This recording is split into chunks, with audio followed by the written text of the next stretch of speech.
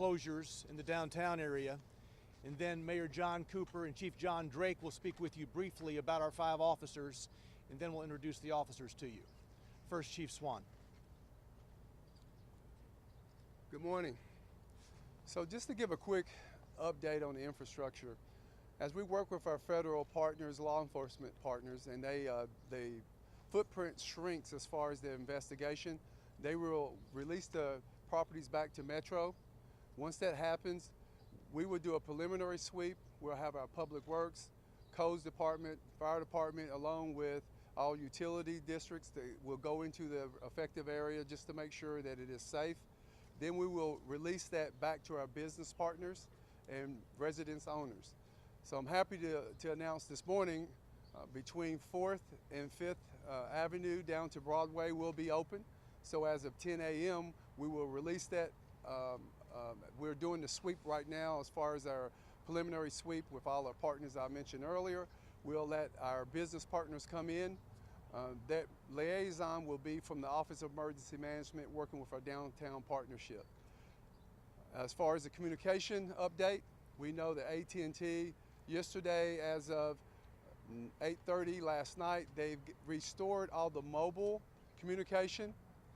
And then this morning, they got back into the workflow, and there will be times where we will lose communication because they are trying to restore the 4th floor. At the 4th floor, that will get our critical infrastructure back into play. And that's internet, along with landlines and our 911 system. They're feeling very confident by the end of the day. They will have us up and running at full capacity. But please remember that there are a lot of moving parts and there are a lot of things that happens, and we will try to address that as it happens. So again, we appreciate everybody's patience, and we will proceed with getting Nashville back on the road of reopening. Thank you. Thank you, Chief. And then very quickly this morning, I just talked to Senator Blackburn, and she was reporting to me on a conversation she had with the President. Grateful to her, Governor Lee, the delegation, Congressman Cooper, Fleshman, Rose, that federal help will be a priority here for rebuilding in Nashville. And of course, it needs to be. Our businesses have suffered a lot with COVID, and this doesn't need to add to that difficulty. And so everybody's working together really well to try to make that happen as quickly as possible. Today I want to recognize our 6 officers who saved lives here in Nashville. It's a great thing that our city has such heroes. Officer Llewellyn, Tapping, Cypress, Wells, Hosey, Sergeant Miller. You know, their actions saved lives, and I think they may consider what they did was just a regular part of their duties. But we in Nashville know it was extraordinary, and it's thrilling to have them in our community, and we need to recognize their heroism. I know they're not accustomed to all of this publicity, but it's marvelous that we can celebrate the courage in our community. And the entire nation, I think, is grateful and deeply interested in hearing from them. And with that, let me turn this over to our Chief Drake, to do the introduction. Thank you. All right, good morning, everyone. Before the officers say a few words, I'd like to reiterate that we feel Nashville is safe. There are no known threats against this city at this time. But that's not what I wanted to talk about today. I want to talk about our men and women of our police department who do heroic efforts every day.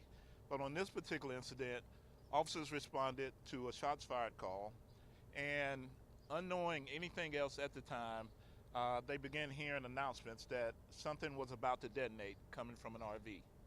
Immediately, they didn't think about their own lives. They didn't think about protecting themselves.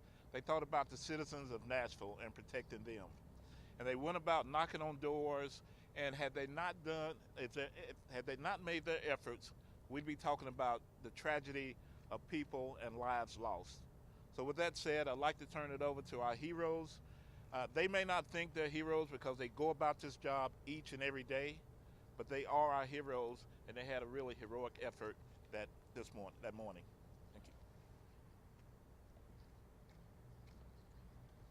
Well, it's my pleasure to introduce you to our 5 officers. Sergeant Miller is traveling out of town this morning and couldn't be here, but these 5 officers behind me graciously agreed to speak with each of you. What I've asked them to do is to come up one by one and talk about their response on Friday morning, starting with the officer who arrived first and then the other officers in that order. First, I would like to introduce you to Officer Tyler Llewellyn, Central Precinct overnight shift. Officer Llewellyn. Hello everyone, I'm Officer Llewellyn. Initially we got a shots fired call. I was running zone that night, so I took it. Officer Hosey backed me up. I arrived on scene. Initially I didn't hear any shots fired, nothing like that. We were told that shots were coming from inside the building at 178 2nd Ave North.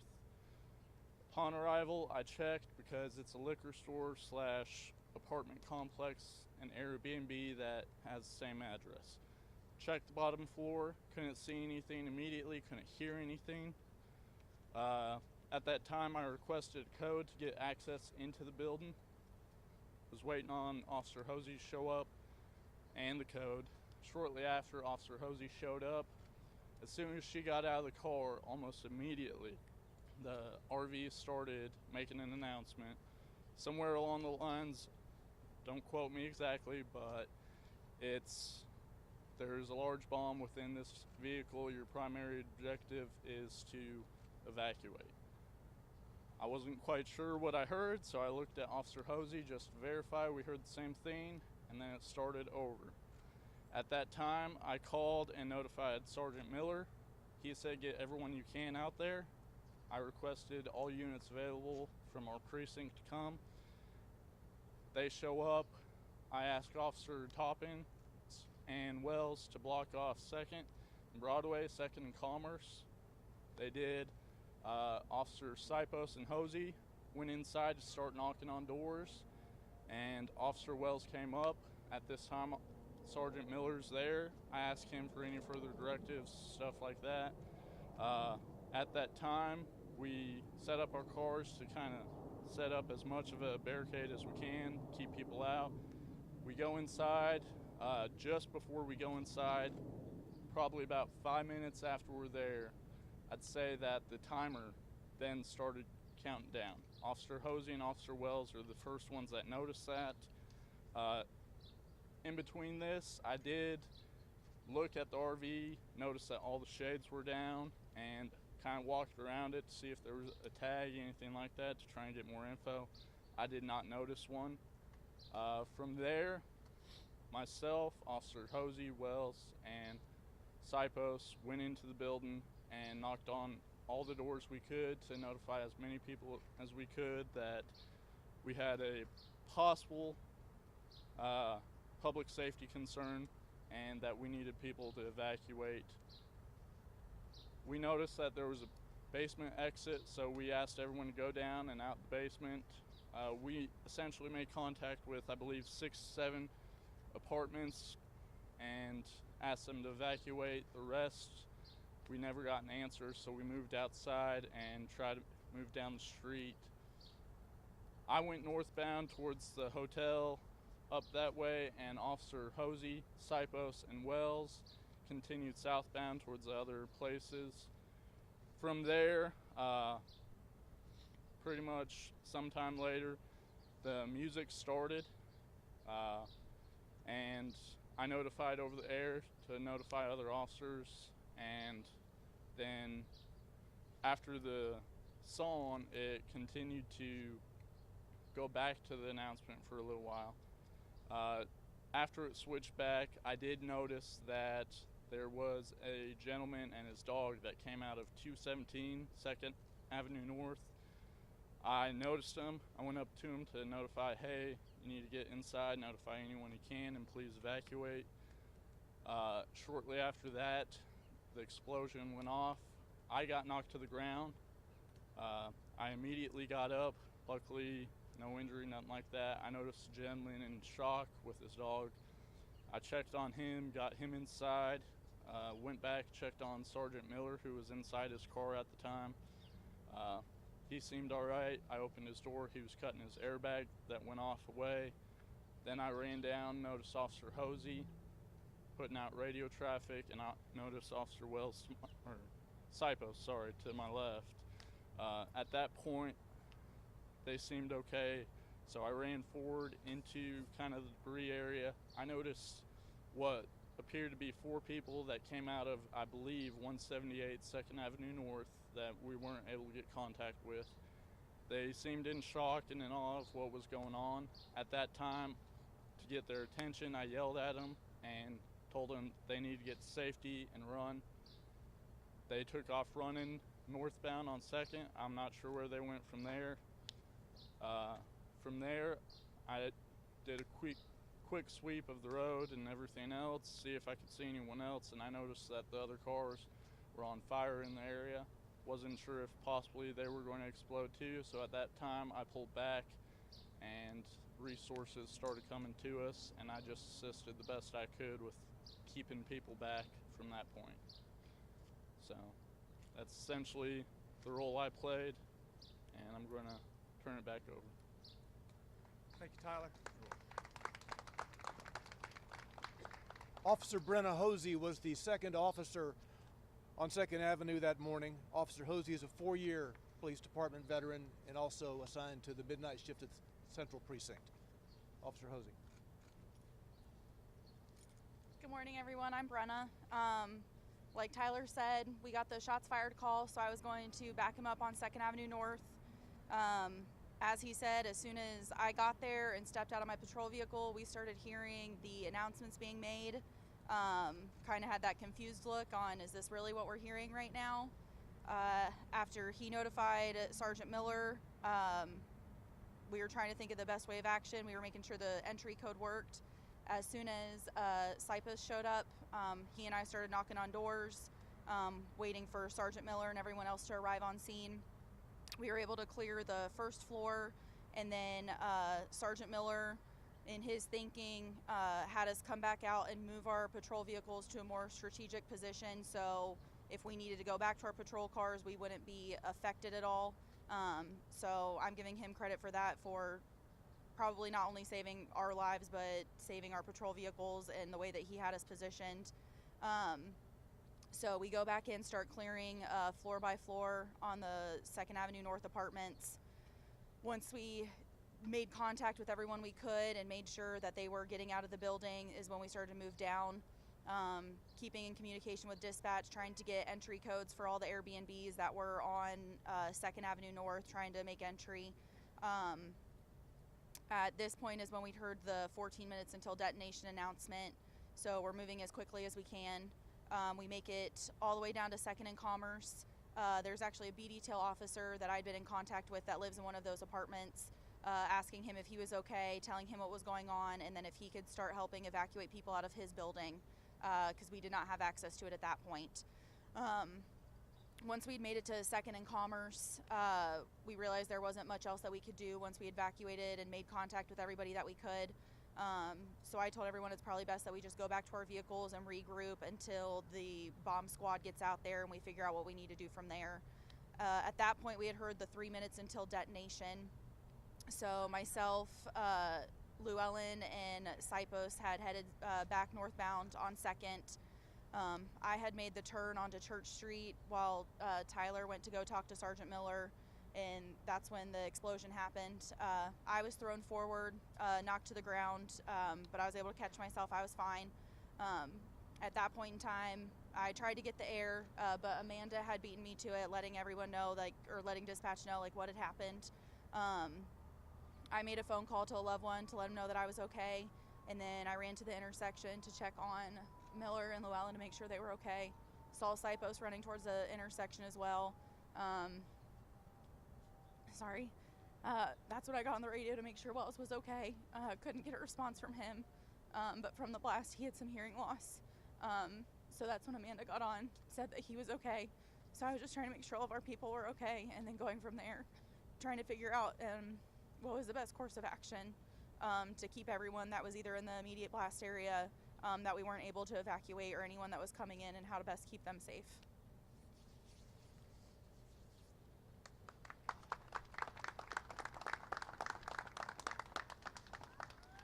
Now I'd like to introduce you to Officer James Wells, also assigned to the Central Precinct midnight shift. James has been with us just under 2 years. Officer Wells. Good morning, Officer James Wells. Shortly after the shots fired call came out, Officer Llewellyn had came over the radio and said I needed everybody here immediately. And just by the tone in his voice, we knew it was serious. And he said it was a possible bomb situation, and that Sergeant Miller was aware. At the time, I was sitting right next to Officer Toppin, so we got over there as quick as we could. Not knowing that the RV was the vehicle in question at the time, we actually pulled right in front of it.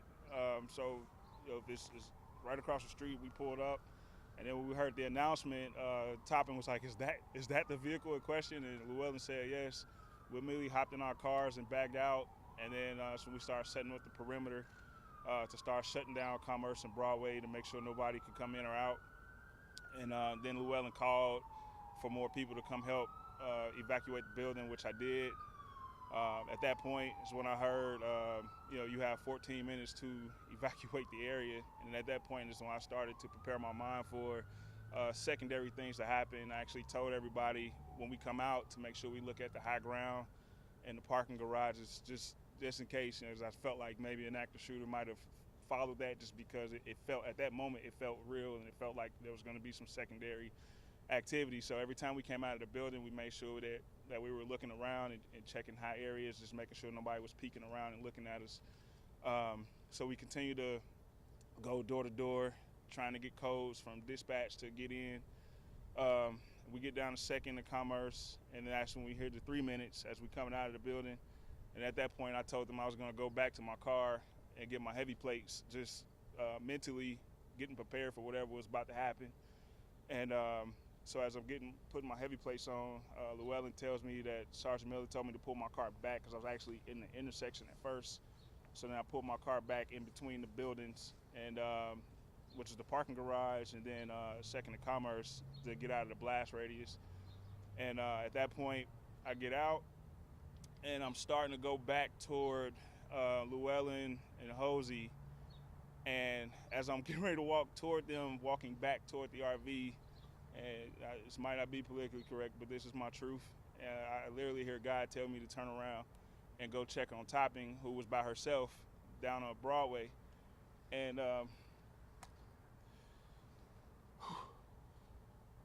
as I turn around, for me, it felt like I only took 3 steps.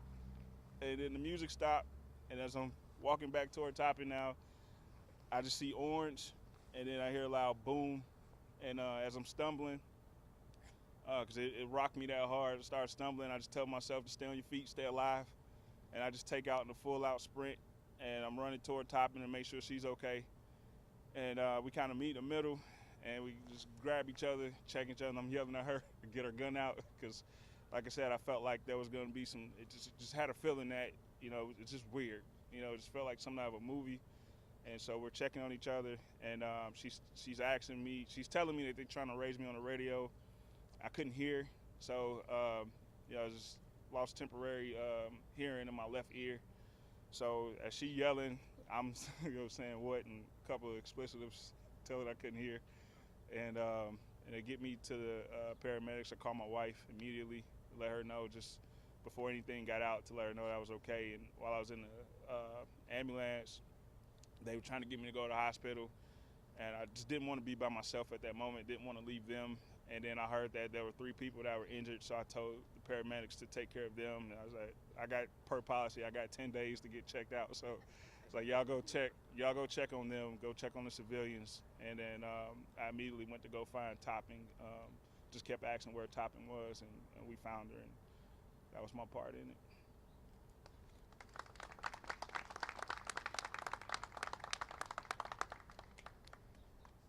Officer Michael Sipus, assigned to the Central Precinct's midnight shift. Michael's been with us also just under 2 years. Officer Sipus. Thank you.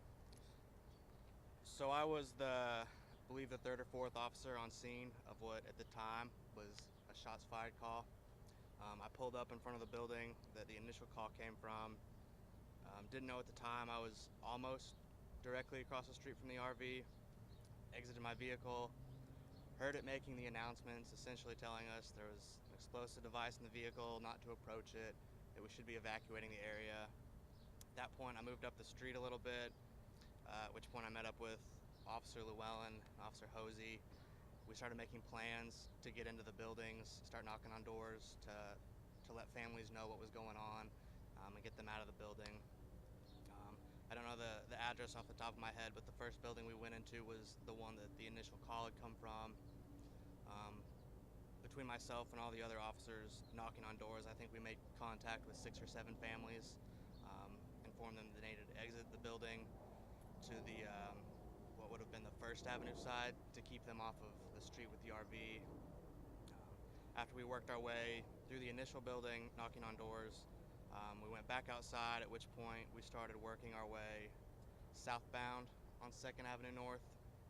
Like these other officers said, we were in communication with dispatch, who did a fantastic job through the whole incident, trying to get door codes to get in and alert more families. I believe we made it into one more apartment building, if I remember correctly. I don't think we made contact with any families in that building. At that point, Officer Llewellyn, who was outside, let us know that the recording had changed. I believe that's when a song started playing. I don't know what the countdown was at that point. I know by the time we made it back outside after the last building we had checked, it was down to 3 or 4 minutes, I believe. At that point, we decided to work our way back up 2nd Avenue northbound. We had decided, like Officer Wells said, to get our heavy plates on to prepare for whatever might come after the countdown ended. At that point, I made it back up to Church Street. I rounded the corner to head towards First Avenue, where my car was parked.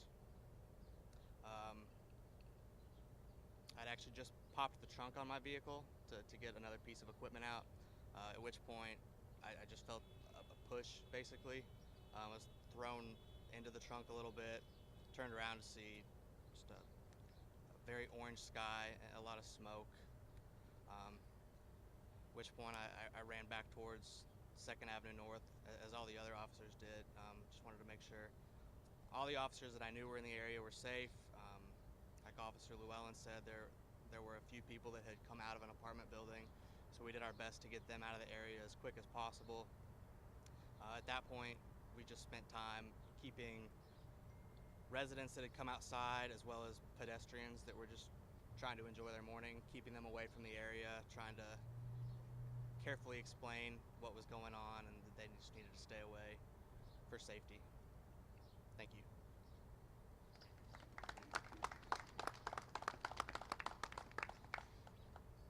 Our 5th officer is Amanda Topping. Amanda has been with us for just under 2 years, also assigned to the Central Precinct's midnight shift.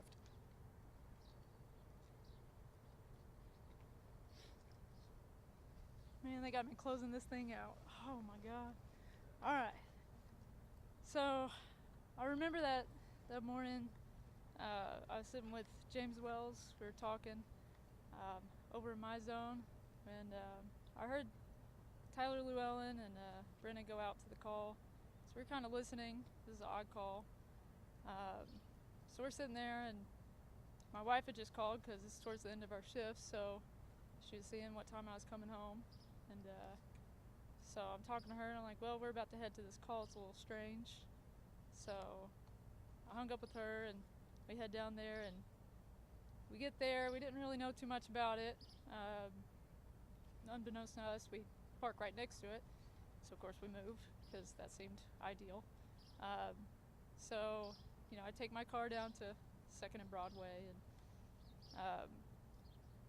you know, Sergeant Miller wanted me to stay down there to help with, because, you know, pedestrian traffic on Broadway, and, you know, the buses were starting to do their routes and stuff. So of course I was listening and everything, and they went up to the apartments, and I kind of stayed down there and kept on going up to 2nd and Commerce to hear what the RV was saying. And that's just stuff that I'll never forget. You know, the sound of the announcement saying, you know, primary objective is to evacuate now, and it's a female voice, and yeah, it's just odd. And then of course, you know, I'm kind of pacing back and forth because I kept on having to turn pedestrians around. It was a weird feeling not being able to be with everybody else, but I knew that, you know, I needed to stay where I was at. Because, you know, you want to be with your detail, especially when you just have a feeling something's not right. And something that weird, just, you don't get stuff like that. So, but I was standing there by my car and I heard Tyler say that music just came on. So I got, you know, I went to go get closer and I heard it and I was like, oh my gosh. So I was about to get on the radio and say, you know, I know it's almost not my place, but like everybody's getting out of the buildings, right? We need, like I wanted everybody to be safe. But then I saw a group of them, which couldn't really tell, but I was assuming was Brenna and Sipos and Tyler, walk around the RV back towards their cars. So I kind of saw them. And I started walking up to 2nd and Commerce because I wanted to talk to them. I wanted to know, like, do we need to go to more buildings? What do we need to do? You know, I was just getting really antsy. And I just talked to my wife again. Just told her that things were just really strange. And so, but as I'm walking towards them on the right side of the road, the right side of 2nd, I see Wells at his car, and I was like, well, he's closer, and I'll go talk to him, see what we need to do. So I don't know what told me to do this. It was really weird, but I decided to change my direction, go on the other side of the road, start walking towards Wells. So as I start walking towards him, you know, he starts walking towards me. You can see on the camera too, the footage, I've seen it. And I told him I didn't think anybody would ever believe him how close he was. And I was probably about 10 steps away from him, 15. And we're just walking towards each other, and I just saw the biggest flames I've ever seen, the biggest explosion. I mean, and I just saw orange, and then him, and I saw him stumble. And I felt it, I felt the heat, the wave.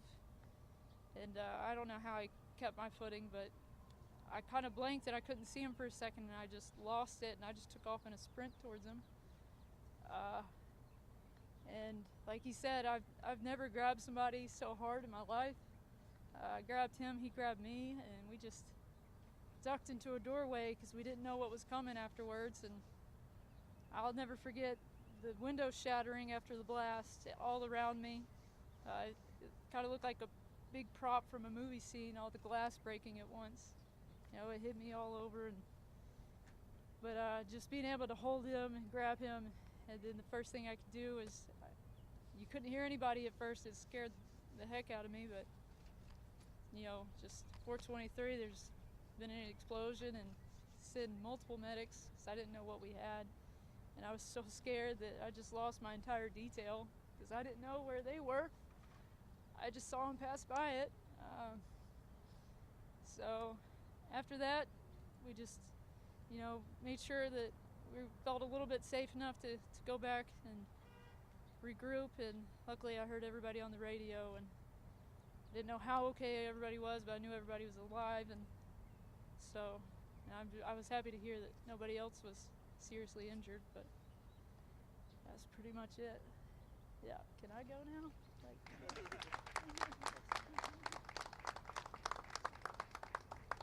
All right, these officers have agreed to take just a few questions.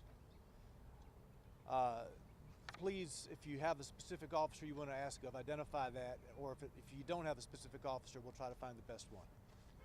Where the bomb squad was? The Metro bomb squad, were they on the way? Yes, the bomb squad was on the way. The bomb squad had been requested and they were on the way. Ma'am, right here. When you described that there were shades on the RV, were there shades at the front as well? Did you ever see a person in or around? Sir Llewellyn. Yes, ma'am. The front had a shade as well to keep view completely obstructed. All the shades on the back windows were down as well, so you couldn't see in at all. I didn't see any person in or around it at all. When I first arrived, I did notice the RV, but with it being Christmas, I was like, maybe they're just visiting family and parked there. So I didn't pay much attention to it, but I did not notice anyone outside around it either when I first arrived. There, to my recollection, I went around behind it, just double check after the announcements started to see if we could get a tag for more information and stuff like that. I did not notice a tag anywhere. I didn't notice any kind of bracket for a tag even. So, unfortunately, couldn't give more information. Yes, what I specifically remember, and we found out later, what I remembered was downtown where the lights shine bright. Later, the ATF agent I spoke to pulled it up, and it's downtown by Petulia Clark was the specific song that was played.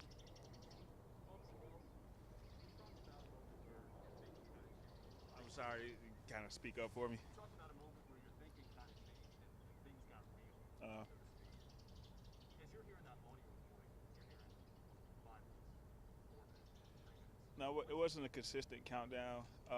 It was like, hello, this is a warning. For your safety, evacuate the area. And that looped for a few minutes. And then as we were getting ready to go in the building, it changed to, you have 14 minutes to evacuate the area. And that's when my mindset changed, and we started looking at the building. And then there was also cameras on the RV, like surveillance cameras above the mirror. So you got the hangover part that hangs over the windshield. I'm sorry, I talk with my hands. And so you got the hangover part, and then you got the rearview mirror here. The camera set in between that. So it just, it felt like whoever was behind it was watching it. For me, it felt weird. All the cop lingo that you hear about the spider senses, about the hair standing up the back of your neck, all that went through my body, and it just immediately the training kicked in that we do as far as staying calm, but being vigilant and watching around us. So that became my primary objective, is to, as we are evacuating, also looking for any threats in the surrounding area. As those minutes are counting down, what are you thinking when you're preparing for? I'm preparing for a shootout, and also getting as many people out as possible. So it's, multitasking in my thinking, just getting as many people out of these buildings as we can, and also ready to engage anybody that was not in this uniform. You mentioned hearing another voice. I was God. Around. I'm not going to shy away from that. I am a spiritual person, and so I truly believe that when I do this job, I'm led by that voice. How I treat people, how I go about doing this job every day. That's what guides me, and I truly believe that that's what guided me in that sense, because I was literally getting ready to walk back toward that RV, and you watch the video, you can see that moment of clarity for me when I heard God say, "Go and check on topping." And so I was peeking around, looking like this, and then it's like, no, turn around, go check on topping. And so I turn around and start walking in the opposite direction, and then 3 seconds later, boom. So, I'm not going to shy away from that, because that's what saved my life. That's what got me to see my kids and my wife on Christmas. And good to see you has a completely different meaning for me now. So. Can we do 2 more questions about anyone else? Yes, ma'am. How close were you Thursday compared to how close this group is now? What do you mean close as far as?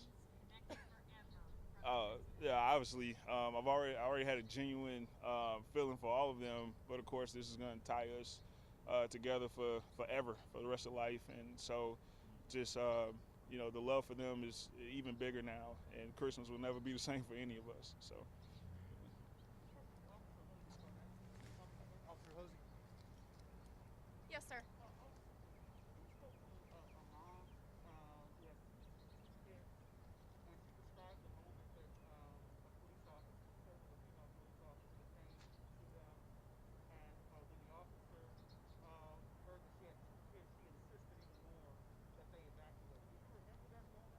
If it's the woman I'm thinking of, she lived in 178. I remember knocking on her door. It was Cypus and I knocked on her door, scared the bejesus out of her. I told her that there was a threat in the area and that we needed her to evacuate. She said, okay, let me get my kids. And that kind of just like put my heart up in my throat. I don't have kids, but like I have cousins and nieces and people that I love that are small. So I'm thinking maybe like 1 or 2 kids. She ended up having 4 kids. And so as she's getting them out, and she's got a stroller and she's got 2 in there and then 2 helping her get stuff. And I'm asking her if there's anything like that I can help her with to help make this easier. She said no, she's okay, but she's being a little bit more insistent on like what's going on. And at that time I kind of tell her like there's a more serious threat and that's why we need you to go. So like I'm thankful that we were able to make contact with her and that she was awake and able to evacuate. Yeah. No, I mean, when something like this happens, it doesn't make any sense. And I was telling some other officers, like, if this is something you said would ever happen in Nashville, I would say that this was at the bottom of the list of anything that I thought would ever happen. And who knows why. Did any of the officers find any evidence of shell casings, or did you even have time to look for that original shots fired call? Not in between getting the call and then having to evacuate everyone. Where the shots fired call came from, we did not find any evidence of shots being fired. No shell casings, nothing like that. Anyone in the building that we made contact with said they didn't hear anything like that. So there was like the question that we raised was the loudspeaker that we heard playing gunshots to make it appear like shots had been fired. That was just a theory we came up with. We don't know if it actually happened or anything. Had a question over here. Yes, for Officer Lewis. You described the moment that you saw a man walking his dog. Have you seen, there's been surveillance video of that moment. Have you seen that video yourself? No, ma'am, I have not. How does that know? Because, I mean, you talk about how you guys have saved people's lives that day. How does that feel knowing that?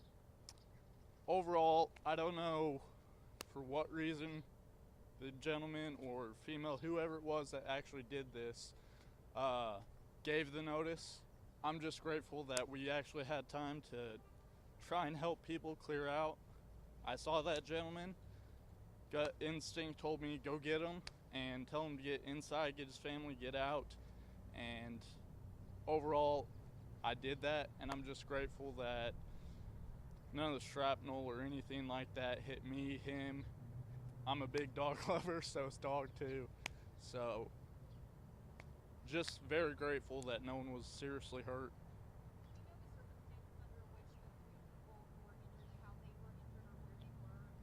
I personally do not know any of those circumstances. One more question, please. One more. Yes, sir. Was the sound coming from a loudspeaker outside of the RV or inside? To me, it sounded like it was coming from inside the RV. Through the window? I don't know if they had like a mounted loudspeaker, kind of like our patrol cars do, to where it's in the grill or what, but I heard it coming from the RV itself.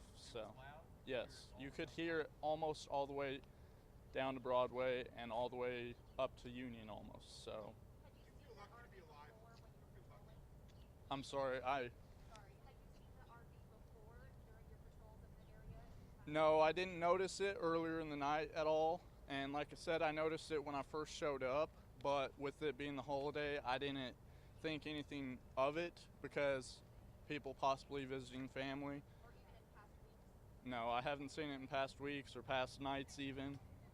I know there was one other over here. Lucky to be alive, officer. Yes, I feel very lucky to be alive, say hello to my family, say I'm uninjured, as well as all the other officers.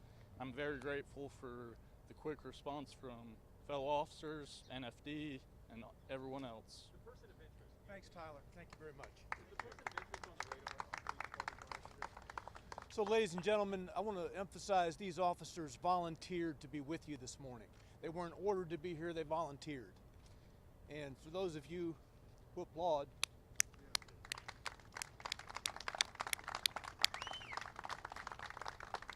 thank you all very much.